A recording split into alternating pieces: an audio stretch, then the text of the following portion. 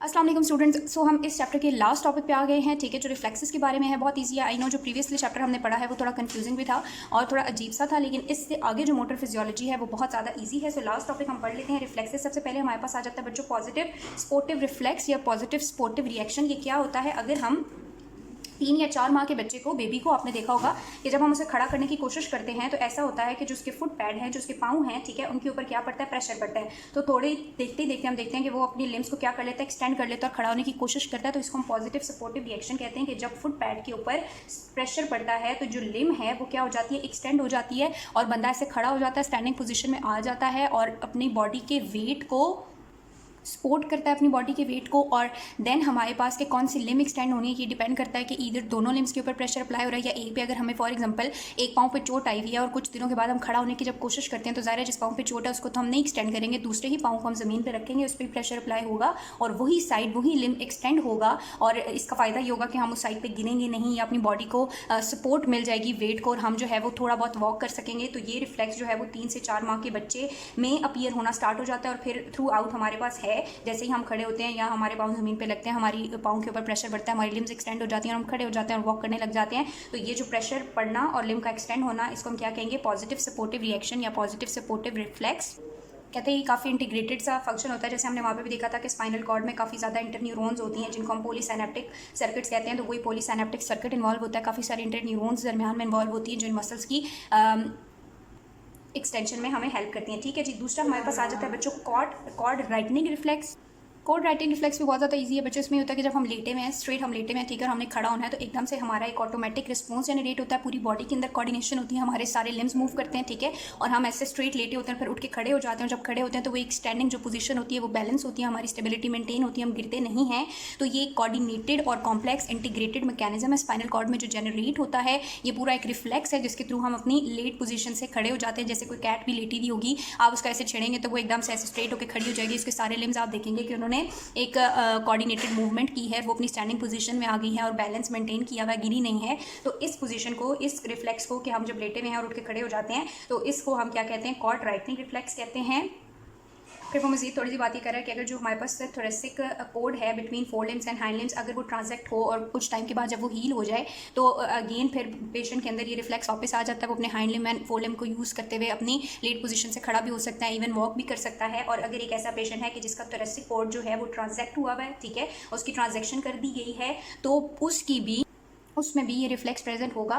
फ़र्क सिर्फ इतना होगा कि उसकी जो हाइंड लिम और फोर लिम्स की मूवमेंट्स है ना वो इतनी ज़्यादा साइंक्रोनाइज नहीं होंगी, यानी वो आपस में इतनी ज़्यादा मिलती जुलती नहीं होंगी। तो ये कॉर्ड राइटिंग रिफ्लेक्स है। देन हमारे पास आ जाता है वॉकिंग मूवमेंट के रिफ्लेक्स हैं। इसमें हम पहले देखेंगे कि अगर सिर्फ सिंगल लिम का मूवमेंट हम देखेंगे उसके लिए क्या रिफ्लेक्स यूज़ हो रहा है, ठीक है, फिर अपोजिट लिम एंड फिर ऑल फोर लिम्स की बात है।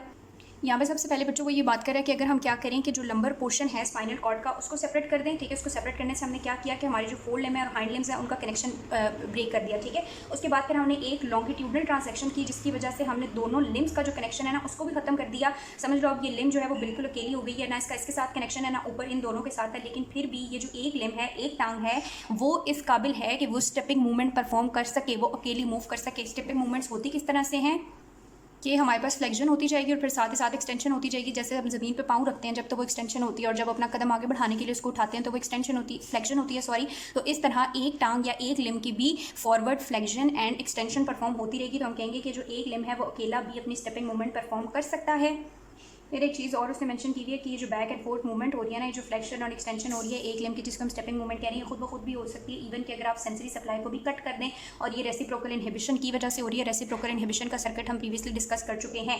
अब वो कह रहे हैं कि जो सेंसरी सिग्नल्स हैं फुट पैड को वो क्यों चाहिए। फॉर एग्जाम्पल अगर हमारे रास्ते में कोई ऑब्स्ट्रक्शन है, ठीक है, तो फॉरन सेंसरी जो हमारी सेंसेज है हम देखेंगे कि एक ऑब्स्ट्रक्शन पड़ी हुई है, ठीक है, सिग्नल्स जाएंगे सेंसरी स्टिमुलस के थ्रू हमारे ब्रेन में, वो हमें ऑब्स्ट्रक्शन के बारे में बताएंगे और फिर एक इंटीग्रेटेड रिस्पॉन्स जनरेट होगा कि हम जंप कर लेंगे उस ऑब्स्ट्रक्शन के ऊपर से या अपनी टांग को उठा के आगे करेंगे और फिर चलना स्टार्ट कर देंगे, ठीक है। तो इस वाले रिफ्लेक्स को हम क्या कहते हैं? स्टम्बल रिफ्लेक्स कहते हैं। कि जब कोई ऑब्स्ट्रक्शन आपको नजर आई, वो ऑब्स्ट्रक्शन आपको सेंसरी इंपल्सेस के थ्रू उसके बारे में बताया जाएगा और फिर आप उसको जब ओवर क्रॉस करेंगे तो इसको हम स्टम्बल रिफ्लेक्स देंगे। दूसरी बात आ जाती है हमारे पास रेसिप्रोकल स्टेपिंग। इसमें ये बात है कि ये जो हमने क्या किया था, लंबर रीजन को ट्रांजैक्ट करके लिम्ब को अलग कर लिया था, लेकिन अगर हम लंबर रीजन की ट्रांजेक्शन ना करें तो जब एक लिम्ब में फ्लेक्शन हो रही होगी तो दूसरी लिम्ब में ऑटोमेटिक एक्सटेंशन हो रही होगी। अगर आप दिमाग में एक इमेज क्रिएट करें चलने का, तो एक टांग हमारी आगे जाती है और एक पीछे जा रही होती है, ठीक है। जब एक ज़मीन के ऊपर होती है तो एक हवा में होती है, यानी एक में एक्सटेंशन हुई होती है, एक में फ्लेक्शन, तो इसको हम बोलते हैं reciprocal stepping movement of opposite limb. फिर हमारे पास आ जाती है डायगोनल स्ट्रेच।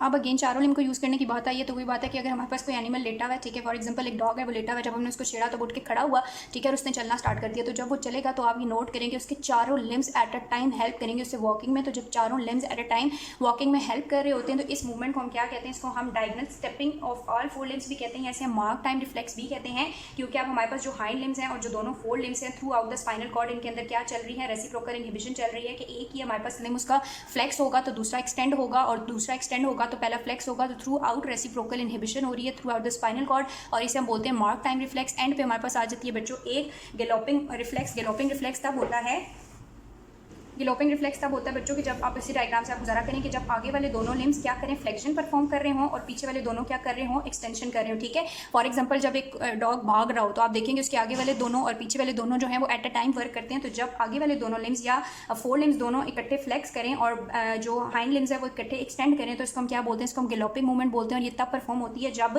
सेम स्टिमुलस जो है वो एट अ टाइम अप्लाई होगा दोनों साइड्स ऑफ बॉडी के ऊपर गैलोपिंग मूवमेंट में। और जो हमारे पास हमने ऊपर देखी है डायगोनल मूवमेंट, उसमें क्या फ़र्क है कि डायगोनल में अगर हमारे पास दोनों लिम्स है ना, दोनों लिम्स हैं, तो एक लिम्ब के अंदर फ्लेक्शन होती है और एक के अंदर एक्सटेंशन होती है। यहाँ फ्लेक्शन होगी, यहाँ एक्सटेंशन होगी, लेकिन गैलोपिंग में क्या होगा, यहाँ पे कलेक्टिवली फ्लेक्शन होगी और यहाँ पे कलेक्टिवली क्या होगी, एक्सटेंशन होगी। तो ये हमारे पास क्या थे, कुछ रिफ्लेक्सेस थे जो हमें हम चलने में, फिरने में, अपने लोकोमोटरी मूवमेंट्स को कंट्रोल करने में हेल्प करते हैं। सबसे पहले मैंने आपको बताया पॉजिटिव सपोर्टिव रिफ्लेक्स, जो बेबी के अंदर होता है, जब हम उसके फुट पैड पर प्रेशर डालते हैं तो उसकी लिम्स एक्सटेंड हो जाती है, जो उसे खड़ा होने में, अपनी बॉडी के वेट को सपोर्ट करने में हेल्प करती हैं। देन कॉर्ड राइटिंग रिफ्लेक्स था कि जब हम लेटे हुए होते हैं अपनी अपराइट पोजीशन में और हम खड़े होते हैं, स्टैंडिंग पोजीशन में जाते हैं और बॉडी का वेट और स्टेबिलिटी और बैलेंस मेंटेन होता है, तो इसको कॉर्ड राइटनिंग रिफ्लेक्स कहते हैं। देन स्टेपिंग मूवमेंट, एक सिंगल लिम्ब से भी फ्लेक्शन और एक्सटेंशन परफॉर्म की जा सकती है, चला जा सकता है।